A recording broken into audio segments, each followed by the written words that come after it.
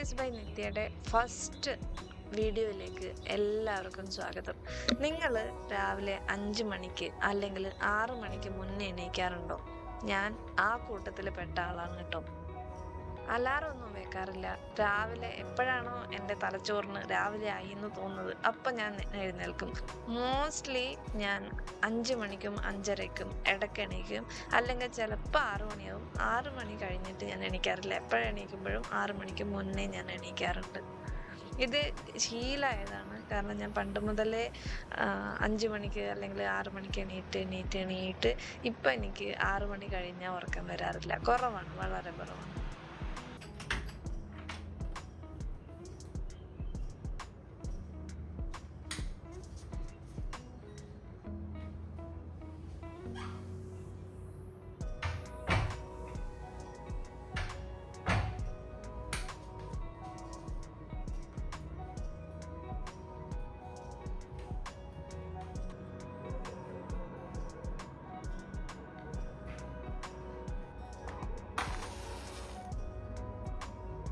ഞാൻ പറഞ്ഞില്ലേ, ഞാൻ വർഷങ്ങളായിട്ട് നേരത്തെ എണീക്കുന്നത് കൊണ്ട്, കുറേ കാലങ്ങളായിട്ട് നേരത്തെ എണീക്കുന്നത് കൊണ്ടാണ് എനിക്കിപ്പോ അലാറം ഒന്നുമില്ലാതെ രാവിലെ 6 മണിക്ക് മുന്നേ എണീക്കാൻ പറ്റുന്നത് എന്ന്.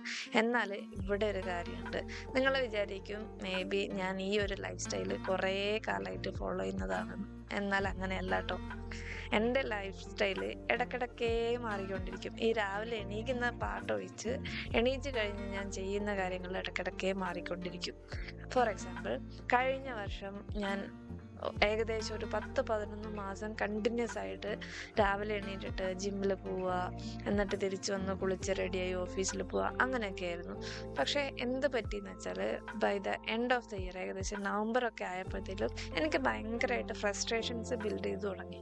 അപ്പം ഞാനിങ്ങനെ ആലോചിച്ചു, ഞാൻ എന്താ ചെയ്യുന്നത് തെറ്റായിട്ട്? ഞാൻ എക്സസൈസ് ചെയ്യുന്നുണ്ട്, നന്നായിട്ട് വർക്ക് ചെയ്യുന്നുണ്ട്, ഹെൽത്തി ആയിട്ട് ഫുഡ് കഴിക്കുന്നുണ്ട്, ഹെൽത്തി ആയിട്ട് കാര്യങ്ങൾ ചെയ്യുന്നുണ്ട്, കുറേ ബുക്സ് വായിക്കുന്നുണ്ട്. പക്ഷെ എങ്ങനെ എൻ്റെ ഒരു സ്ട്രെസ് ലെവൽ അല്ലെങ്കിൽ ഫ്രസ്ട്രേഷൻ ലെവൽ കുറയുന്നില്ല.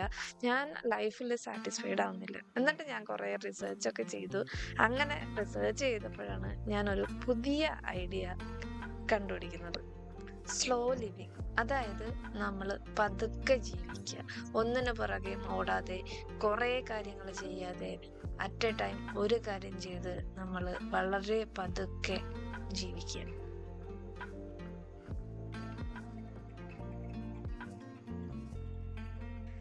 ഞാൻ സ്ലോ ലിവിങ് സ്റ്റാർട്ട് ചെയ്ത ടൈമിൽ കൂടെ കൂട്ടിയൊരു ഹാബിറ്റാണ് മെഡിറ്റേഷൻ എന്ന് പറയുന്നത്. രാവിലെ അറ്റ്ലീസ്റ്റ് ഒരു 10 മിനിറ്റെങ്കിലും ഞാൻ മെഡിറ്റേറ്റ് ചെയ്യും. ശ്വാസം നല്ലപോലെ ഉള്ളിലേക്ക് എടുത്ത് കുറച്ചു നേരം ഹോൾഡ് ചെയ്ത് പതുക്കെ പുറത്തേക്ക് വിടും. ഇത് ലൈഫിൽ ഉണ്ടാക്കുന്ന ഇമ്പാക്റ്റ് എന്ന് വെച്ചാൽ ചെറുതൊന്നല്ല. ലൈഫ് നല്ല പീസ്ഫുൾ ആക്കാൻ വേണ്ടിയിട്ട് മെഡിറ്റേഷൻ എത്രയോ പങ്ക് വഹിക്കുന്നുണ്ട്. മെഡിറ്റേഷൻ മാത്രമല്ല, ഞാൻ മെഡിറ്റേഷൻ രാവിലെ ഒരു 10-15 മിനിറ്റ് മെഡിറ്റേറ്റ് ചെയ്ത് കഴിഞ്ഞിട്ട് എനിക്ക് ഇഷ്ടമുള്ള ഏതെങ്കിലും 2 മലയാളം സെമി ക്ലാസിക്കൽ സോങ്സ് ഞാൻ പ്ലേ ചെയ്യും. എന്നിട്ട് ഞാനിത് ഭയങ്കര മൈൻഡ്ഫുള്ളായിട്ട് ഞാനത് കേട്ട് ആസ്വദിച്ചിരിക്കും. എനിക്കതിൻ്റെ ലിറിക്സ് അറിയാമെങ്കിൽ ഞാൻ അതിൻ്റെ ലിറിക്സ് മൈൻഡിൽ റിപ്പീറ്റ് ചെയ്യും. അല്ലെങ്കിൽ ആ മ്യൂസിക് ആണെങ്കിൽ ആ മ്യൂസിക്കിൽ ഇങ്ങനെ അലിഞ്ഞു ചേരുന്ന പോലെ അത്രയും എൻജോയ് ചെയ്തു. ഇതും കൂടെ ചെയ്തു കഴിഞ്ഞാൽ നല്ലൊരു റീഫ്രഷിങ് സ്റ്റാർട്ടായിരിക്കും ആ ഡേക്ക് കിട്ടുന്നുണ്ടാവുക.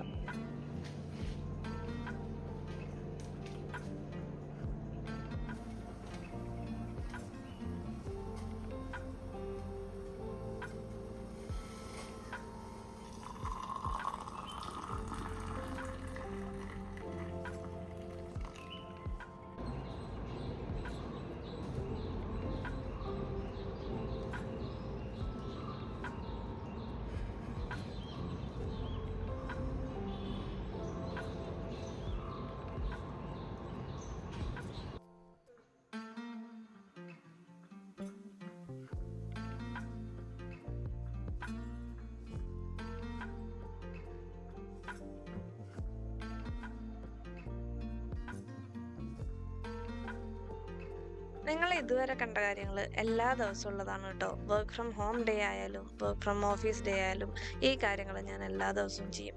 ഇനി കാണാൻ പോകുന്നതാണ് work from home day special.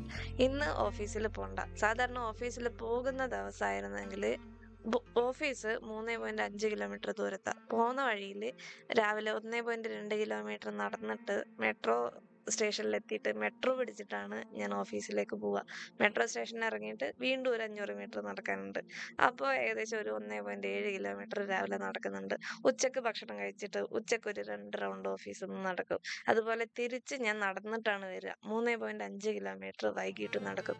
അങ്ങനെ ശാരീരികമായ അധ്വാനം ഓഫീസിൽ പോകുന്ന ദിവസങ്ങളിൽ ഉണ്ട്. പക്ഷേ വർക്ക് ഫ്രം ഹോം ഡേ ആയ ദിവസം സാധാരണ ഞാൻ ഫിസിക്കലി അധ്വാനം ഭയങ്കര കുറവാണ്. അതുകൊണ്ട് രാവിലത്തെ ഈ പരിപാടികളൊക്കെ കഴിഞ്ഞ് ഞാനൊന്ന് നടക്കാൻ പോകും. അങ്ങനെയെങ്കിലും കുറച്ച് ശരീരം ഒന്ന് അനങ്ങട്ടെ എന്ന് വിചാരിച്ചിട്ട്. ഞാൻ ഇന്ന് നടക്കാൻ പോയ വഴിയില് ഒരമ്പലം ഉണ്ടായിരുന്നു. ഇതുവഴി ഞാൻ 2 ദിവസം മുന്നേ പോയപ്പോ അവിടെ ഒരു ബസ്സില് നിറയെ പൂക്കളൊക്കെ വെച്ചിട്ട് പൂജക്ക് വെച്ചേക്കാ. ഞാനൊരു ക്യൂരിയോസിറ്റിന്റെ പുറത്ത് പോയി ഡ്രൈവറിന്റെ അടുത്ത് ചോദിച്ചു എന്താ ഇത് സംഭവം എന്നൊക്കെ. അപ്പൊ പുള്ളി പറഞ്ഞു ഇത് ഈ നാട്ടിലെ പൂജയാണ്. അപ്പൊ ഈ ബസ് ഈ നാട്ടിൽ വരുന്ന ബസ് ആയത് കാരണം നാട്ടുകാര് ബസ്സിനെയും കൂടെ പൂജിക്കുന്നു. നല്ല അടിപൊളി സെറ്റപ്പ് അല്ലേ? അതുപോലെ ഇന്ന് ഞാൻ പോയപ്പോ ബാൻഡ് മേളവും കാര്യങ്ങളൊക്കെ ആയിട്ട് വിഗ്രഹവും ചുമന്നുകൊണ്ട് ആൾക്കാർ അതുവഴി പോകുന്നുണ്ട്. പിന്നെ അതൊക്കെ കഴിഞ്ഞ് ഞാൻ പാലൊക്കെ വാങ്ങിച്ചു തിരിച്ചു വന്നു. ഇനി എന്താ പരിപാടിന്ന് വെച്ചാല് ബ്രേക്ക്ഫാസ്റ്റ് ഉണ്ടാക്കണം. ബ്രേക്ക്ഫാസ്റ്റും ലഞ്ചിനുള്ള കറിയും ഞാൻ ഒന്നിച്ചാണ് ഉണ്ടാക്കി വെക്കുക.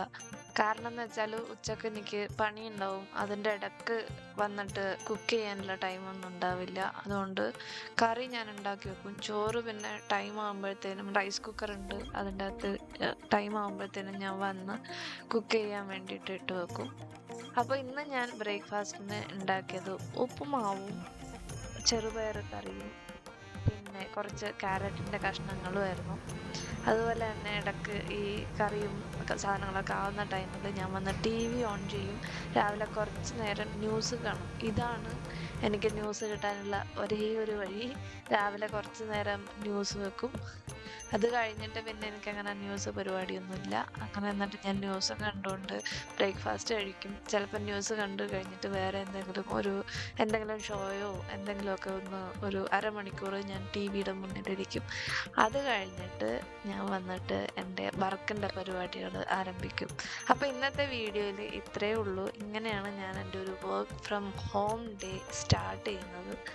അപ്പോൾ ഇത്രയേ ഉള്ളൂ. See you in the next video. ടാറ്റാ, ബൈ. പോകുന്നതിന് മുന്നേ ഒരു കാര്യം കൂടി പറയട്ടെ. നിങ്ങൾക്ക് ഈ വീഡിയോ ഇഷ്ടപ്പെട്ടെങ്കിൽ നിങ്ങൾ ചാനലൊന്ന് സബ്സ്ക്രൈബ് ചെയ്യുക, സപ്പോർട്ട് ചെയ്യുക, ബെല്ലൈക്കൺ കുത്തി പൊട്ടിക്കുക. ഞാൻ കുറച്ചുകൂടെ നല്ല നല്ല വീഡിയോ ആയിട്ട് വരുന്നതായിരിക്കും. See you next time. Till then take care. By.